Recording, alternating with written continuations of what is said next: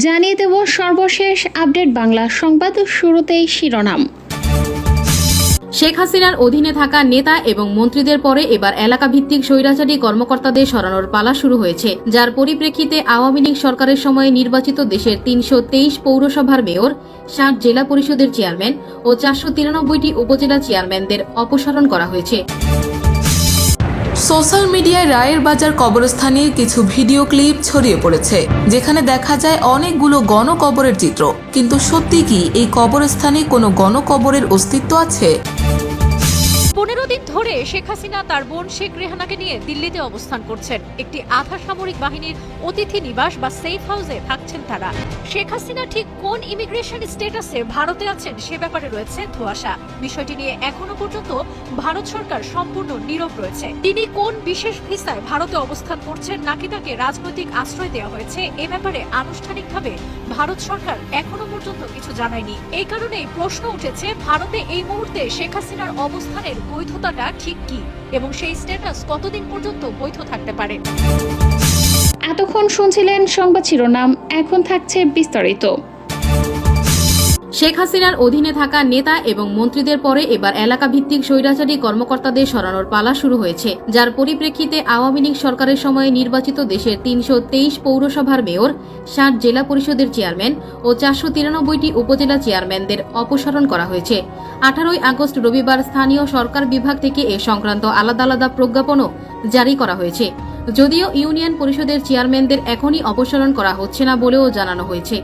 জানা গেছে, দেশের ৩২৩ পৌরসভার মেয়রকে অপসারণ করে স্থানীয় সরকার বিভাগ জানিয়েছে, এত দ্বারা স্থানীয় সরকার বা পৌরসভা সংশোধন অধ্যাদেশ ২০২৪-এর ধারা ৩২-এর ক নম্বর প্রয়োগ করে বাংলাদেশের পৌরসভার মেয়রগণকে স্ব পদ থেকে অপসারণ করা হল। এছাড়াও ৬০টি জেলা পরিষদের চেয়ারম্যানকেও অপসারণ করা হয়েছে। আবার ৪৯৩টি উপজেলা পরিষদের চেয়ারম্যানদের অপসারণ করে আলাদা আলাদা প্রজ্ঞাপনও জারি করা হয়েছে। স্থানীয় সরকার বিভাগের উপসচিব মোহাম্মদ মাহবুব আলম স্বাক্ষরিত প্রজ্ঞাপনের মাধ্যমে এসব তথ্য জানানো হয়েছে। এর আগে ১৬ আগস্ট সরকারি এক তথ্য অনুযায়ী জানানো হয়, বিশেষ পরিস্থিতিতে অত্যাবশ্যক বিবেচনা করলে সরকার জনস্বার্থে কোনো সিটি কর্পোরেশন ও পৌরসভার মেয়র এবং কাউন্সিলরদেরকে অপসারণ করতে পারবে। একইভাবে জেলা পরিষদের চেয়ারম্যান ও সদস্য এবং উপজেলা পরিষদের চেয়ারম্যান, ভাইস চেয়ারম্যান ও নারী ভাইস চেয়ারম্যানদের অপসারণ করতে পারবে। একই সঙ্গে এগুলোতে প্রশাসক নিয়োগ দিতে পারবে সরকার। এমন বিধান রেখে স্থানীয় সরকার সিটি কর্পোরেশনের সংশোধন অধ্যাদেশ ২০২৪, স্থানীয় সরকার পৌরসভা সংশোধন অধ্যাদেশ ২০২৪, জেলা পরিষদ সংশোধন অধ্যাদেশ ২০২৪ ও উপজেলা পরিষদের সংশোধন অধ্যাদেশ ২০২৪-এর খসড়া অনুমোদন করেছে অন্তর্বর্তী সরকারের উপদেষ্টা পরিষদ। তবে স্থানীয় সরকার, পল্লী উন্নয়ন ও সমবায় উপদেষ্টা এ.এফ. হাসান আরিফ জানিয়েছেন, ইউনিয়ন পরিষদগুলো চেয়ারম্যানদের এখনই অপসারণ করা হচ্ছে না এবং পরবর্তীতে প্রয়োজন অনুযায়ী পদক্ষেপ নেওয়া হবে। সোমবার ১৯ আগস্ট সচিবালয়ে নিজ দপ্তরে সাংবাদিকদের কথা তিনি বলেন। এদিন ইউনিয়ন পরিষদের চেয়ারম্যানদের অপসারণের কোনো সিদ্ধান্ত আছে কিনা সাংবাদিকদের এমন প্রশ্নে হাসান আরিফ বলেন, ইউনিয়ন পরিষদে এখন হাত দিচ্ছি না, যাচাই বাছাই করে দেখা যাক সেখানে কার্যক্রম কিরকম আছে। যদি পরবর্তীকালে প্রয়োজন হয় বা প্রয়োজনের তাগিদে কোনো পদক্ষেপ নিতে হয় সেটি নেওয়া হবে। তিনি আরো বলেন, একই সাথে জন্ম এবং নিধন নিবন্ধন সহ অন্যান্য যে কাজগুলো দৈনন্দিন করতে হয় সেগুলো যেন চালু থাকে এবং গ্রামীণ পর্যায়ের উন্নয়ন কার্যক্রম যেন চলমান থাকে, সেজন্যই প্রথম দিকে স্থানীয় যারা সরকারি কর্মচারী আছেন তাদেরকে দায়িত্ব দেওয়া হয়েছে। তিনি বলেন, সিটি কর্পোরেশনের মেয়রদের অপসারণ করে সেখানে প্রশাসক নিয়োগ দেওয়া হয়েছে। পৌরসভা, উপজেলা ও জেলা পরিষদেও প্রশাসক নিয়োগ দেওয়া হয়েছে। উপদেষ্টা আরো বলেন, এই সরকার রুটিন সরকার নয়। একটা বিপ্লবের মাধ্যমে ছাত্র জনতা, সেনা, সবার সম্মিলিতভাবে দেশের প্রতিটি জায়গার মানুষের আন্দোলনের ফলে এই সরকার এসেছে। আমরা তাদেরই প্রতিনিধি। ছাত্র জনতা যে দাবি দেওয়া কার্যকরের জন্য আমাদের উপর বিশ্বাস রেখেছে, সেটার প্রতিনিধি হিসেবে আমরা কাজ করছি মাত্র। তবে শুধুমাত্র অপসারণ করেই বসে থাকছে না এই সরকার। ইতিমধ্যে দেশের 12টি সিটি কর্পোরেশনের মেয়রদের অপসারণের পর এসব পদে প্রশাসক নিয়োগ দেওয়া হয়েছে। 19 আগস্টের স্থানীয় সরকার বিভাগ থেকে এ সংক্রান্ত একটি প্রজ্ঞাপন জারি করা হয়। প্রসঙ্গত, বৈষম্য বিরোধী ছাত্র আন্দোলনের মুখে 5 আগস্ট পদত্যাগ করে ভারতে আশ্রয় নেন সাবেক প্রধানমন্ত্রী শেখ হাসিনা। এর পরপরই তার দলের নেতাকর্মী ও সমর্থকরা আত্মগোপনে চলে যেতে শুরু করেন। প্রশাসনেও আসে ব্যাপক রদবদল। অন্তর্বর্তীকালীন সরকারের প্রধান উপদেষ্টা হিসেবে দায়িত্ব গ্রহণ করেন নোবেল বিজয়ী অর্থনীতিবিদ অধ্যাপক ডক্টর মোহাম্মদ ইউনুস। বাংলাদেশে কোটা সংস্কার ঘিরে শিক্ষার্থীদের আন্দোলন শুরু হয়েছিল চলতি বছরের 1 জুলাই। কোটা সংস্কারের দাবিতে দীর্ঘ 36 দিনের আন্দোলনের পরিণতি দেখা গেল শেখ হাসিনার দেশত্যাগের মধ্য দিয়ে। তাকে নিয়ে বাংলাদেশ এয়ারফোর্সের একটি বিমান সেদিন দিল্লির কাছে গাজিয়াবাদের হিন্ডন বিমান ঘাঁটিতে অবতরণ করে। 15 দিন ধরে শেখ হাসিনা তার বোন শেখ রেহানাকে নিয়ে দিল্লিতে অবস্থান করছেন। একটি আধা সামরিক বাহিনীর অতিথি নিবাস বা সেফ হাউসে থাকছেন তারা। শেখ হাসিনা ঠিক কোন ইমিগ্রেশন স্ট্যাটাসে ভারতে আছেন সে ব্যাপারে রয়েছে ধোঁয়াশা। বিষয়টি নিয়ে এখনো পর্যন্ত ভারত সরকার সম্পূর্ণ নীরব রয়েছে। তিনি কোন বিশেষ ভিসায় ভারতে অবস্থান করছেন নাকি তাকে রাজনৈতিক আশ্রয় দেওয়া হয়েছে এ ব্যাপারে আনুষ্ঠানিকভাবে ভারত সরকার এখনো পর্যন্ত কিছু জানায়নি। এই কারণেই প্রশ্ন উঠেছে ভারতে এই মুহূর্তে শেখ হাসিনার অবস্থানের বৈধতাটা ঠিক কি এবং সেই স্ট্যাটাস কতদিন পর্যন্ত বৈধ থাকতে পারে। সরকারের শীর্ষ পর্যায়ের একাধিক কর্মকর্তা জানিয়েছেন শেখ হাসিনার ডিপ্লোম্যাটিক পাসপোর্ট এখনো বৈধ এবং সেই পাসপোর্টের সুবাদে তিনি অন্তত 1.5 মাস কোনো ভিসা ছাড়াই অনায়াসে ভারতে অবস্থান করতে পারেন। ইতিমধ্যে 15 দিন পার হয়েছে এবং ভারতের আইন অনুযায়ী আরো 30 দিন দেশটিতে থাকতে পারবেন তিনি। দিল্লির একাধিক শীর্ষস্থানীয় কর্মকর্তা গণমাধ্যমে জানিয়েছে ভারতে শেখ হাসিনার বর্তমানে অবস্থানের ভিত্তিটা হল ভারত ও বাংলাদেশের মধ্যে স্বাক্ষরিত সংশোধিত ট্রাভেল অ্যারেঞ্জমেন্ট। দুই দেশের শেখ হাসিনা ও নরেন্দ্র মোদী সরকারের মধ্যে ঢাকাতে এই সমঝোতা স্বাক্ষরিত হয়েছিল 2018 সালের 15 জুলাই। প্রাথমিকভাবে 5 বছর মেয়াদী এই সমঝোতা এবছরের শুরুর দিকে নবায়নও করা হয়েছে।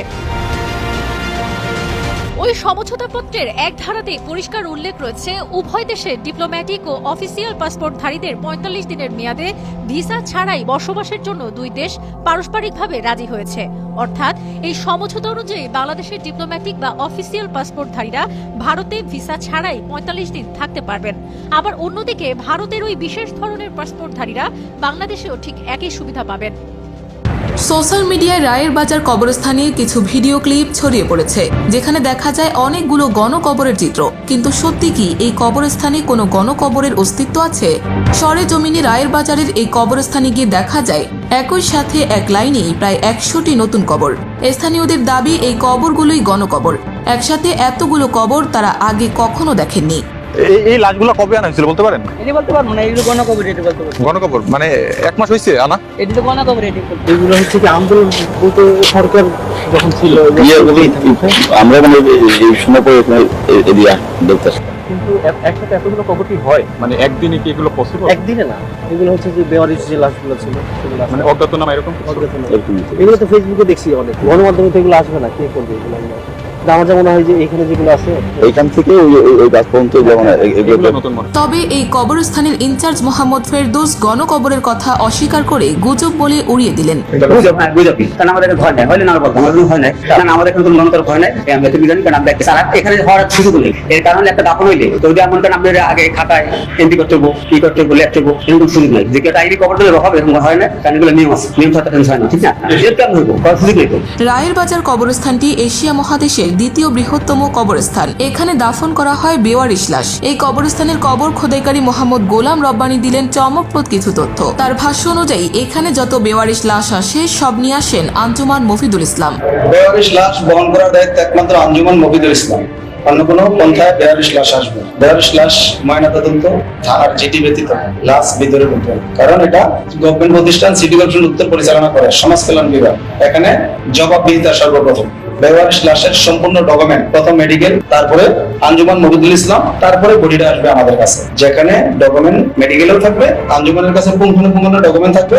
লাস্ট আমাদের কাছে এই বডিটা সমাহিত করে যাবো, আমাদের কাছে ডকুমেন্ট ময়নাতদন্ত নাম্বার, জিডি নাম্বার দিয়ে যাবো। কারো বিশেষ প্রয়োজন হইলে আঞ্জুমানে গেলে যদি ওনাদের স্বজন হয়, ওখানে ছবি আছে, ছবি দেখলে শনাক্ত করতে পারবে। আইসা আমরা একদিনে 5টা লাশ আসলে ওই 5টা বডি আমরা দেখাই দিতে পারবো যে এই বডিগুলো এখানে দাফন দিছি। এর মধ্যে 5টার মধ্যে যে কোনো একটা আমরা মুখ খুলে দেখি না, গোসল দিয়ে নিয়ে আসে, আমরা শুধু জানাজা করি আর দাফন কাজ করি দিনার সাথে। এই কবর খোদাইকারী অবশ্য স্বীকার করে নিলেন বৈষম্য বিরোধী ছাত্র আন্দোলনের সময় কিছু বেওয়ারিশ লাশ দাফন করেছে তারা। 31 তারিখের পরে 12 তারিখে দুইটা আসছে আর আসেনি এই দুইটা লাশ আসছে।